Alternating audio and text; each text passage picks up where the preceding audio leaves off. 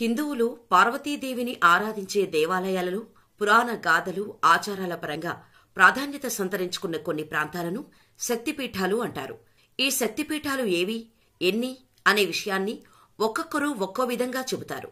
కొంతమంది 18 అని, 51 అని, మరికొందరైతే 52 అని, 108 అని ఎవరికి తోచింది వారు చెబుతారు. అయితే ఎవరిని చెప్పినా 18 ప్రధానమైన శక్తిపీఠాలను అష్టాదశ శక్తిపీఠాలు అంటారన్నది సత్యం. యావత్ సృష్టికి మూలం అమ్మవారు. త్రిమూర్తుల్ని సైతం తన ఉగ్రరూపంతో భయపెట్టగల శక్తి స్వరూపిణి. ఈ లోకాన్ని సృష్టించాలన్నా, అంతం చేయాలన్నా ఆమెకే సాధ్యం.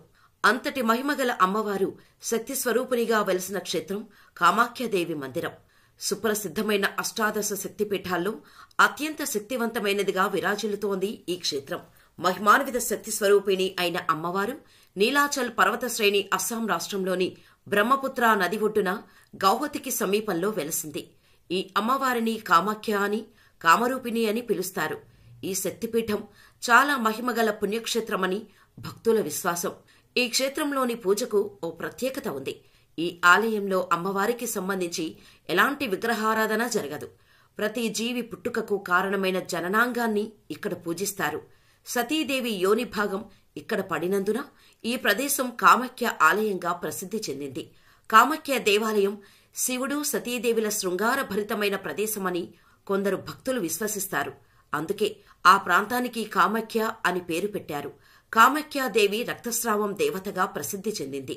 ఈ రాతిలోని కామాఖ్యాదేవి నివాసం ఉంటుందని చెబుతారు. ఈ శిలారూపంపై తెల్లని వస్త్రం కప్పి ఉంటుంది.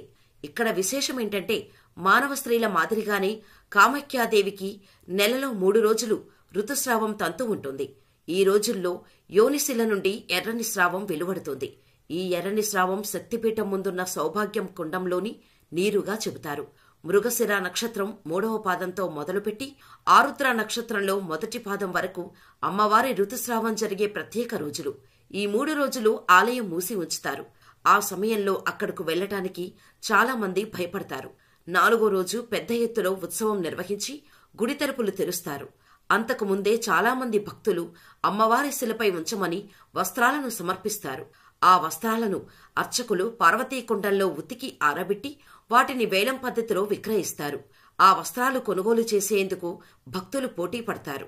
ఇది దగ్గర ఉంటే వారికి ఋతుస్రావ దోషాలు, రజస్వలాయన సందర్భంలోని దోషాలేవి అంటవని భక్తుల విశ్వాసం.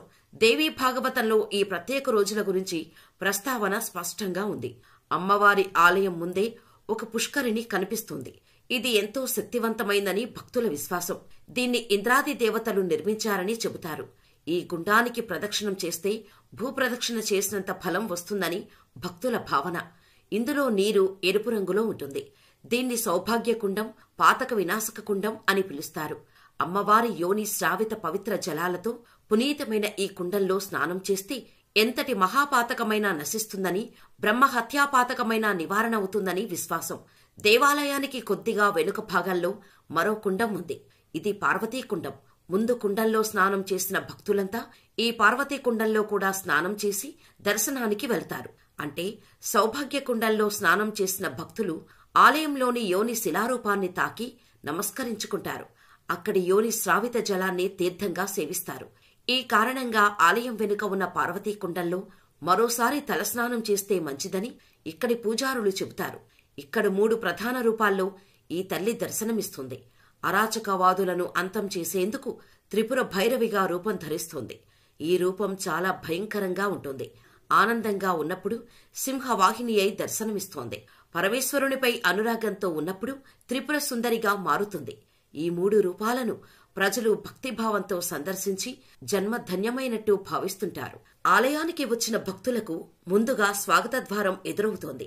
ఈ స్వాగత ద్వారం ఎంతో ఆకర్షణీయంగా చక్కగా చెక్కిన శిల్పాలతో చూడముచ్చటగా కనిపిస్తూ భక్తులను అమ్మవారి దర్శనానికి రమ్మని ఆహ్వానిస్తున్నట్టుంది. స్వాగత ద్వారాన్ని దాటుకుని ముందుకు వెళితే అక్కడ స్తూపాకారంలో ఉన్న గోపురాలతో ఆలయం దర్శనమిస్తుంది.